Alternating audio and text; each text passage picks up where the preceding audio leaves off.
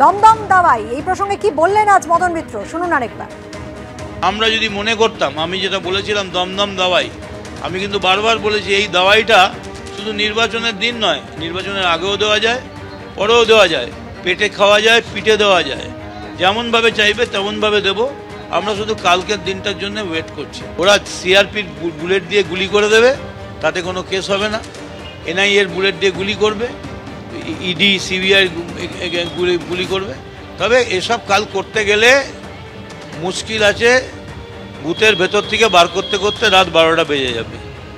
Counting station, হ্যাঁ, counting station থেকে তো বেরোতে হবে, কারণ তখন বাইরে তখন বিজয় মিছিল চলবে। তো আমাদের ছেলেরা পুরো শান্ত, কিন্তু কোনোভাবে যদি এই শান্তযজ্ঞ করার পরেও, এবং আমরা শপথ নিচ্ছি আমাদের ছেলেরা উপোস করে থাকবে, 42 জন ছেলে সারা দিন রাত উপোস করে থাকবে এবং এখানে বসে থাকবে চেয়ার পেতে। কিন্তু তারপরেও যদি এরা মনে করে যে আমরা একটা গন্ডগোল পাকাবো, তাহলে তার পরিণাম ওদের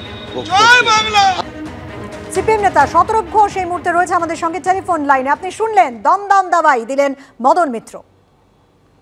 দেখুন, মদন মিত্রের মতো ক্রিমিনালরা জানে না দমদম দাওয়াই যখন বামপন্থীরা দিয়েছিল, যেটাকে বলা হয়, সেটা কোনো বিরোধী দলের প্রার্থীকে বা বিরোধী দলের কর্মীকে দেওয়া হয়নি। যখন বাংলায় দুর্ভিক্ষে মানুষ মারা যাচ্ছিল এবং কতগুলো মজুদদার তারা বেআইনিভাবে জিনিসপত্র মানে খাবারের জিনিস হোল্ড করছিল, তখন মজুদদারের গুদাম খালি করা হয়েছিল দমদম দাওয়াই দিয়ে, এবং না খেয়ে মরছিলেন যে নারী শিশু, তাদের মুখে খাবার তুলে দেওয়া হয়েছিল দমদম দাওয়াইয়ের মাধ্যমে।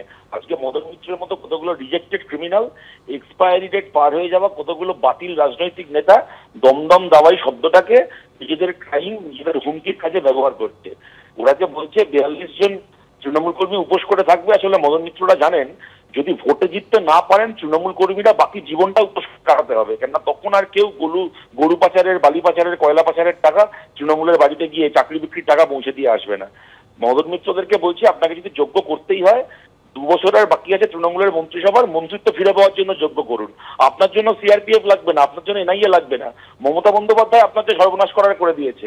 মমতা বন্দ্যোপাধ্যায় আপনাকে মন্ত্রিসভা থেকে বার করে এনে যজ্ঞকুণ্ডের পাশে বসিয়ে দিয়েছে।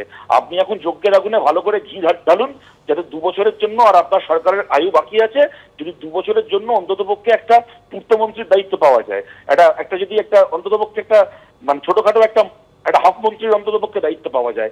আপনার মতো বাতিল রিজেক্টেড লোকেদের কাছ থেকে এই ধরনের হুমকির কথা শুনে বাংলার মানুষ ভয় পাওয়া বহু আগে ছেড়ে দিয়েছে। এইসব বলেও ওরা না নিজের কর্মীকে চাঙ্গা করতে পারবে, না আমাদেরকে ভয় দেখাতে পারবে। শতরূপ, ধন্যবাদ আপনাকে।